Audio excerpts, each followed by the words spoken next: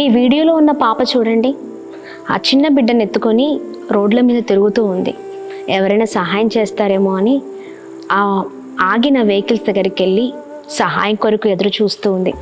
చూడండి, ఇలాంటి పరిస్థితులు ఎంతోమంది ఇవ్వండి. రోడ్ల మీద ఎంతోమంది వారి జీవితాలను ఇలా గడుపుతూ ఉన్నారు. దీనికి కారణం ఎవరంటారు? తల్లిదండ్రులు కాదంటారా? ఖచ్చితంగా తల్లిదండ్రులే. ఈ రోజున చాలామంది జీవితాలు రోడ్ల మీద పడ్డాయండి.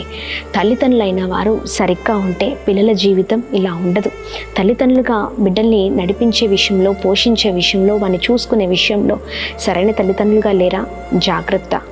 దేవుడు నిన్ను ఒంటరిగా ఉండనివ్వకుండా నిన్ను జతపరిచి అద్భుతమైన రీతిలో నీకు ఒక మంచి కుటుంబాన్ని ఏర్పాటు చేస్తే అన్నిటిపైన శ్రద్ధ లేని వారిగా ఉంటూ ఉన్నారు. జీవితాన్ని ఏదో క్యాజువల్గా తీసేసుకుంటున్నారండి. ఇలాంటి బ్రతుకులు ఎంతో మందిగా ఉన్నారు. కష్టపడి పని చేయండి, కష్టపడి మరి ముందుకు సాగడానికి ప్రయత్నించండి. తల్లిదండ్రులైన వారు అన్ని విషయాల్లో జాగ్రత్తగా ఉన్నప్పుడే బిడ్డలు గొప్పవారు అవుతారు. వారి జీవితం ఉన్నతమైన స్థితిలో ఉంటుంది.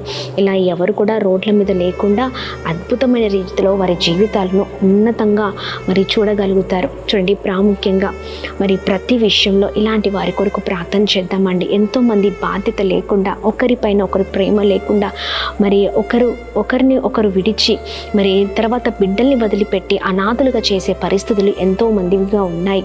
చూడండి, ఎంతోమంది కుటుంబాలు ఇప్పటికే కోపంతో, క్రోధంతో, భయంకరమైన ఆలోచనలతో మరి కుటుంబాలు కూలిపోయి చెల్లాచెదురైపోయిన వారి జీవితాలు ఎంతోమందిగా ఉన్నాయి. అలాంటి కుటుంబాలుగా మన కుటుంబాలు కాకముందే, లేదా మనం ఎవరి కుటుంబాలు మరి చూడకుండా మనకి ఉండాలి అంటే మనం ప్రార్థిద్దామండి.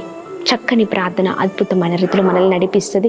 కేవలం దేవుని నామానికి మహిమ. ఈ వీడియో ద్వారా ఖచ్చితంగా ప్రతి ఒక్క కుటుంబం కొరకు ప్రార్థిద్దాం. బాధ్యత కలిగి ఉందాం.